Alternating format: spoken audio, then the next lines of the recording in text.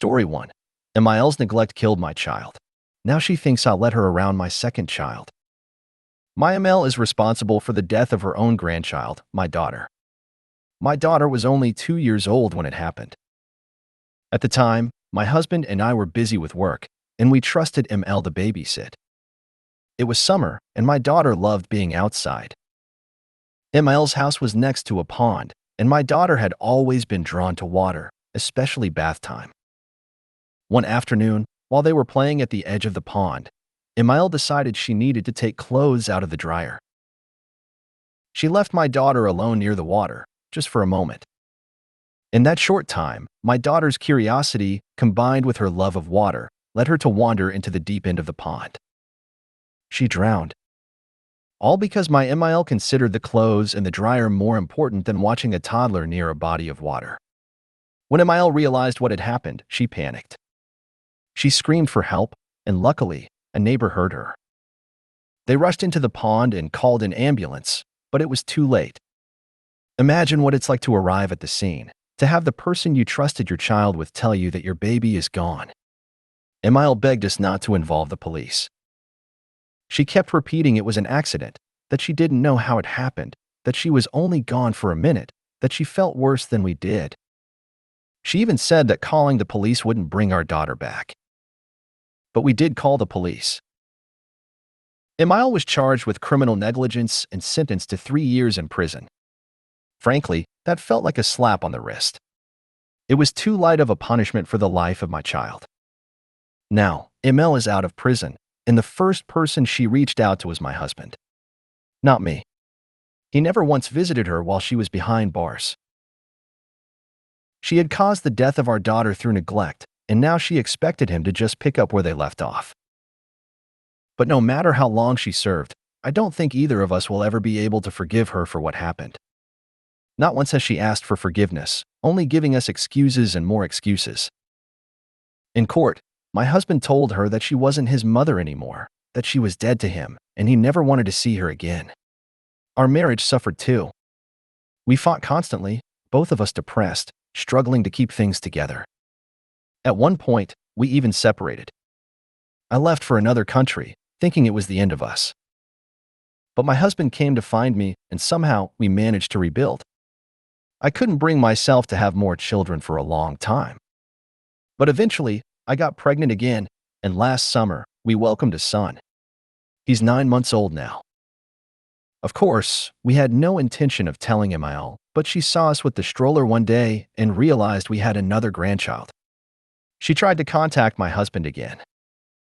First, she cried to him about how hard it had been for her to spend all those years in prison, how she shouldn't have even been there because she was too old.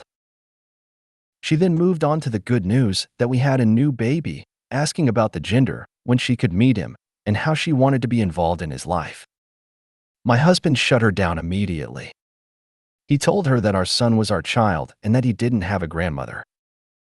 He said that when we tell him about her, it will be to explain how she caused the death of his sister. We both agreed that our son will never be near her. She doesn't deserve to be in his life. She doesn't deserve to be trusted, and she certainly doesn't deserve a second chance. Emil was shocked. She began wailing, claiming that we were being cruel, that we were holding this against her forever. She begged us to not be so heartless, that she had paid for her mistake, and that we shouldn't prevent her from seeing her grandchild. But what was she expecting? That after everything, we would trust her again? That we would ever leave our child with her?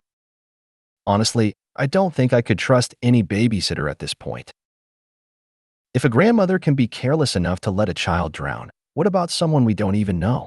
My husband told her firmly that she would never see our child, that she should leave us alone and do something useful with her life. But she wouldn't take no for an answer. That night, she came to our house, demanding to see her grandchild. We refused to let her in, of course, and she started claiming that as a grandmother, she had rights to see him. We told her that she lost any right to our children when she let our daughter drown. Once trust is broken like that, it can never be repaired. She then threatened to go to court to demand the right to see the baby. I don't even know if there's a legal process for that, but given her criminal record, I can't imagine she'd have any chance. If it comes to it, We'll take her to court.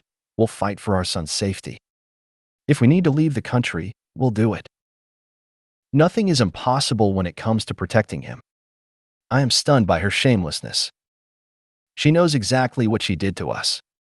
No parent should have to bury their child, but we did because of her. And now, she acts as if nothing happened, as if she's the loving grandmother who's just been waiting to meet her new grandchild. But we're not going to let her. Not ever. Comment 1. Ari Giddy. This is just ghastly. I am horrified at your story and send you my condolences. That wretched cow deserves nothing more than a call from the police to have her removed from your property and a swift kick in her backside. Hire a lawyer. Have him send her a letter advising that if she comes onto your property again, you will consider it trespassing and deliberate harassment, and you will call the police. Get attorney's advice on whether you have grounds for a permanent restraining order, and if so, pursue it. Also, it would be helpful if you edit your post to disclose in what country you live, if you feel comfortable doing that.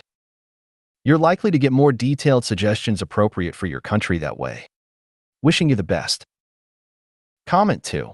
Attention, please think before you comment. Opie is a real person who has experienced something horrible. Please don't make insensitive comments. Thank you. Comment 3. Former cop weighing in.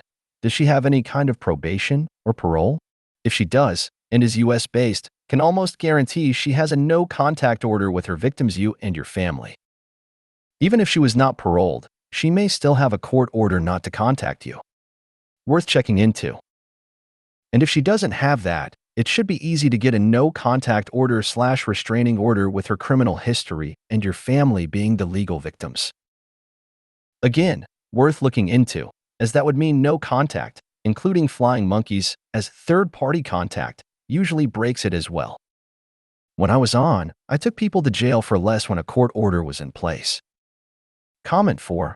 I am so sorry for the loss of your precious daughter. It must have been even more painful knowing that a family member was responsible. Frankly, that woman should be told to spend the rest of her life getting clothes out of the dryer, because that is what she chose over your daughter's life. Congratulations on your baby boy. I hope he is able to bring joy back into your lives. Story 2. MIL calling dibs on Mother's Day. Even though Mother's Day is still a ways off in May, it came up at dinner with my in-laws last night, thanks to my MIL. For some background, my Estelle and I both married her sons, and even though they're well into their 30s, she's always had a bit of a boy-mom mentality.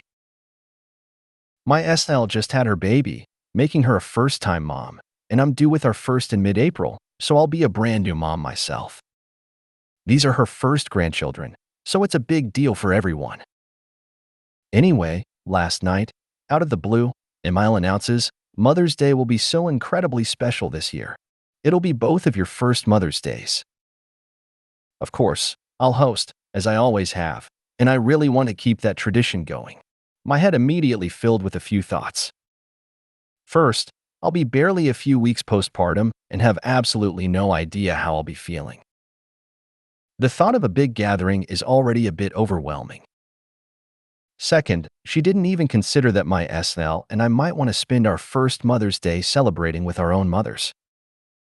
And thirdly, it didn't even cross her mind that my husband and I, as brand new parents, might want to do something special together as our own little family. On the other hand, I do recognize that she's still our husband's mother, and Mother's Day is obviously a significant day for her as their mom and now as a grandmother. I'm trying to figure out if I'm overreacting here. I know her intentions are probably good, coming from a place of caring.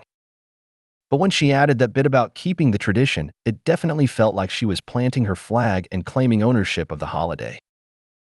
She's not a terrible ML by any means, but she definitely has a tendency to insert herself into situations. I'm thinking that the next time Mother's Day comes up in conversation, I might just casually say something like, "That sounds lovely, ML. Maybe celebrating on Saturday would work better for us, so that husband and I can have some special time together as new parents on Sunday with the baby." Edited to add, thanks for all the responses and helpful suggestions. My SL had a pretty tough birth, so I don't want to bring this up too early and potentially stress her out. I'll definitely talk to my husband about it soon.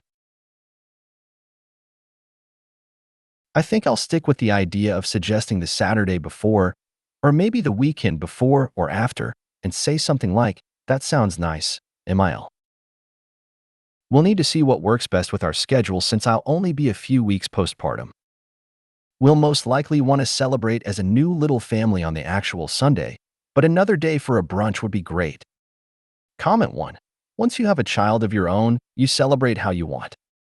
No other mother comes before you and your choices. No other mother can call dibs, and the fact that she did means she knows that she's no longer the center of Mother's Day. Go your own way, or you'll be doomed forever. Comment 2. Grandparents' Day is in September. She's a grandmother now. You are the mother, and you do what you want with your holidays. Comment 3. I'd call her bluff and say that if she's hosting, all the mothers should be there. Yours, Estelle's, her MIL. In fact, if her MIL is still around, I'd make a huge deal out of the two babies being with their great-grandma. Comment 4. LOL. It's literally your first Mother's Day. She can butt out. Heads up though, Opie, it's likely that she'll pitch a fit about needing to feel special on this day too. Just ready yourself for it if she's already doing this in March. Story 3. MIL called CPS on me. When my twins were newborns, I refused her so-called help, and in retaliation, she decided to call CPS on me regarding my 5-year-old instead. Her version of help would have involved staying at my house for 3 consecutive months, all while being a massive burden. She'd go around criticizing how dirty everything was and insisting I should do more, because, of course, her son is an absolute angel who should never be expected to lift a finger for such tedious house chores. We don't live in the US, so legal advice isn't what I'm looking for. But if anyone has tips on how to resist the urge to slap someone, I'd greatly appreciate it. Comment 1. Yesterday my in-laws threatened to call COS on us, and we have cut them off, and I blocked them from my oldest son's phone and blocked my MIL on Facebook. Threatening COS or calling COS is an automatic NC. Comment 2. Calling CPS for no reason is unforgivable. Block numbers. Drop the rope. You're done. You haven't mentioned your OH/DH reaction. What's his take on it? Comment 3. A call to CPS out of spite is an instant and permanent NC for me. Comment 4. Does she not realize that what she did doesn't just hurt you, but also her precious son and grandchildren? Let DH deal with her however he wishes, but make it clear that she will no longer have any contact with you or the children. Once someone threatens to take your children from you, it's swift, permanent NC. If you made it to the end of the video, thanks for watching. Don't forget to like, subscribe, and share, and we will see you in the next video.